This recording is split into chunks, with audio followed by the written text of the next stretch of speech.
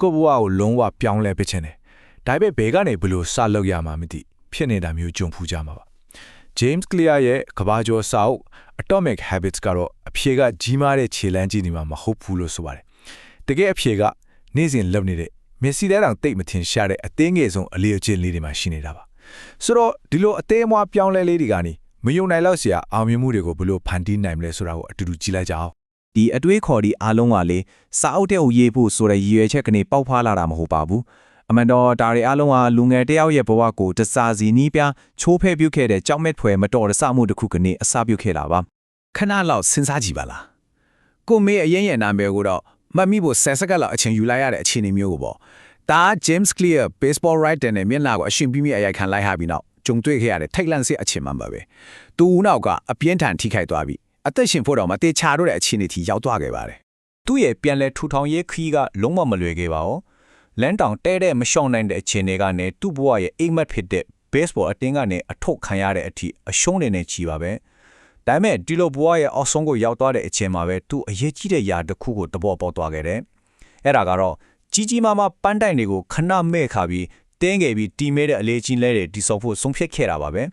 အဲ့ဒီဆုံးဖြတ်ချက်ကပဲຢာအလုံးကိုပြောင်းလဲစေခဲ့တာပါအဲ့ဒီခက်ခဲတဲ့ပြန်လဲထူထောင်ရေးခီးကနေတဆင့် Clear ဟာတကယ်ကိုအစွမ်းထက်တဲ့အမှန်တရားတစ်ခုကိုရှာဖွေတွေ့ရှိခဲ့တာပါတကယ်ပြောင်းလဲမှုဆိုလားတစ်ချိန်တည်းလှုပ်တဲ့ကြီးမားတဲ့လှုပ်ရက်တွေကနေလာမဟုတ်ပဲနေ့စဉ်ဖြူလှုပ်တဲ့တင်းငယ်ပြီးတတမတ်တီရှိတဲ့တိုးတက်မှုတွေကနေစုပုံဖြစ်ပေါ်လာတယ်ဆိုတာပါပဲဒီလိုလေးစိတ်ဝင်စားစရာမေးခွန်းလေးတစ်ခုရှိတယ်ဒီနေ့ကို1%လေးပဲဟုတ်ပါတယ်1%လေးပဲပိုကောင်းအောင်စူးစမ်းသွားမယ်ဆိုရင်တစ်နေ့ကြာမှဘယ်လောက်ထိတိုးတက်သွားမယ်လို့ထင်ပါလဲအဖြေကထင်ထားတာတဲ့အများကြီးပိုပြီးအန်ဝေါ်ဖို့ကောင်းနေပါလိမ့်မယ်အဖြေကတော့မယုံနိုင်စရာပါပဲ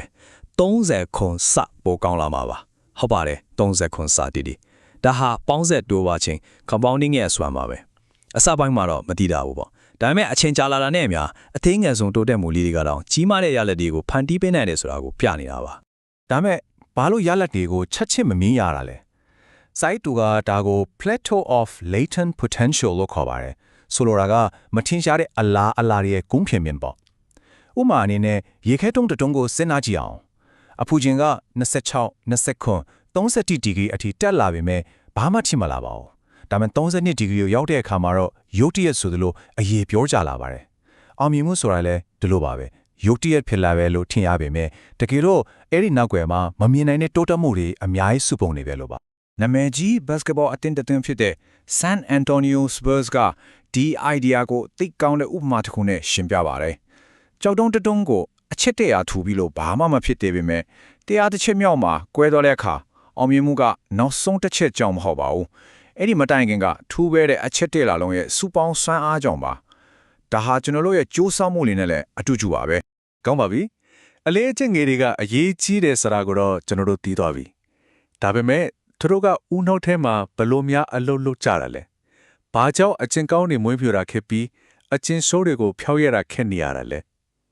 တကယ်တော့အလေးကျင့်တိုင်းဟာရိုးရှင်းတဲ့အဆင့်၄ဆင့်ပါတဲ့တန်တရားတစ်ခုအတိုင်းလက်ပတ်နေပါတယ်ဒီစနစ်ကတော့ Q အရာပဲအရိပ်အမြက် craving မကြီးတောင်းတမှု response မကြီးတုံ့ပြန်မှုနဲ့ reward ထုတ်ပါပဲအရိပ်အမြက်ကဦးနောက်ကိုအချက်ပြတယ်တောင်းတမှုကကျွန်တော်တို့ကိုလှုံ့ဆော်တယ်တုံ့ပြန်မှုကတော့ကျွန်တော်တို့လုပ်လိုက်တဲ့အလေးအကျင့်ဖြစ်ပြီးစူလပ်ကတော့အဲ့ဒီတောင်းတမှုကိုဖြည့်ဆည်းပေးတဲ့အရာပါဥပမာတစ်ခုကြည့်အောင်ဖုန်းက notification မြည်တာက Q ပေါ့ဒါကဖုန်းကိုစစ်ဆေးခြင်းစိတ် craving ကိုဖြစ်စေတယ်ဒါကြောင့်ဖုန်းကိုဖွင့်ကြည့်လိုက်တယ်အဲ့ဒါ response ပြီးတော့ message အသစ်တွေ့ရခါရှင်းမှု reward ရသွားတယ်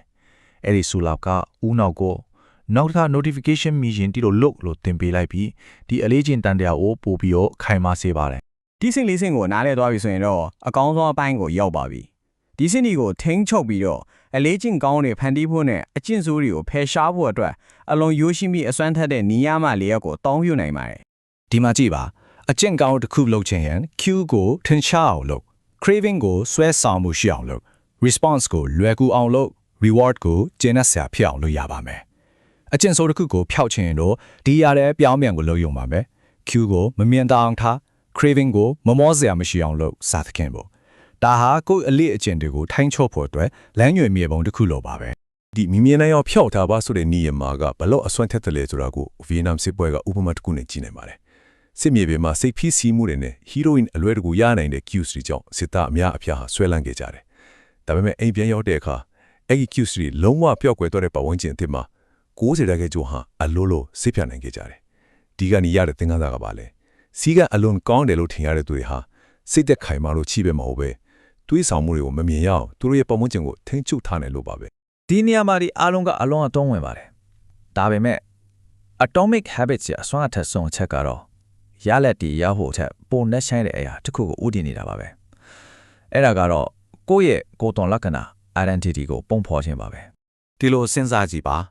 မာရသန်ပြေးဖြစ်ချင်တယ်လို့ပြောတာကရလက်ကိုအာယုံစိုက်တာပါဒါပေမဲ့ငါကအပြေးသမားတစ်ယောက်ဖြစ်ချင်တယ်လို့ပြောတာကတော့ကိုယ်တန်လက္ခဏာကိုအာယုံစိုက်တာပါဒီတိမ်မွေးတဲ့ပြောင်းလဲမှုတွေကအလျော်အစွမ်းထပ်ပါတယ်ဘာလို့လဲဆိုတော့ရီမန်းချက်တွေကတစ်ခါပြီးရင်ပြီးသွားနိုင်ပေမဲ့ကိုယ်တန်လက္ခဏာကတော့အမြဲတမ်းရှိနေလို့ပါပဲ ကိုလိုလိုက်တဲ့အလေ့ကျင့်တိုင်းဟာကိုဖြစ်ချင်တဲ့လူမျိုးစားအတွက်ပေးလိုက်တဲ့မဲတမဲနဲ့တူပါတယ်။စာရွက်ဆရာတယောက်ဖြစ်ချင်ရင်စာတမင်နာရေးလိုက်တာနဲ့စာရေးဆရာတယောက်ဖြစ်ဖို့မဲတမဲပေးလိုက်တာပါပဲ။ James Clear ကိုယ်တိုင်လည်းစာရွက်ဆရာအဖြစ်မွေးဖွားလာတာမဟုတ်ပါဘူး။တစ်ပတ်ကို2ကြိမ်စာရေးတဲ့အကျင့်ကိုတစ်စိုက်မှတ်လုပ်ရင်လည်းစာရေးဆရာတယောက်ဖြစ်လာခဲ့တာပါ။ ဒီတော့အစမ်းစွန်မှာတော့အလေးအကျင့်တွေတိစောက်တယ်ဆိုတာတကယ်တော့ကိုတိစောက်နေတာပါပဲ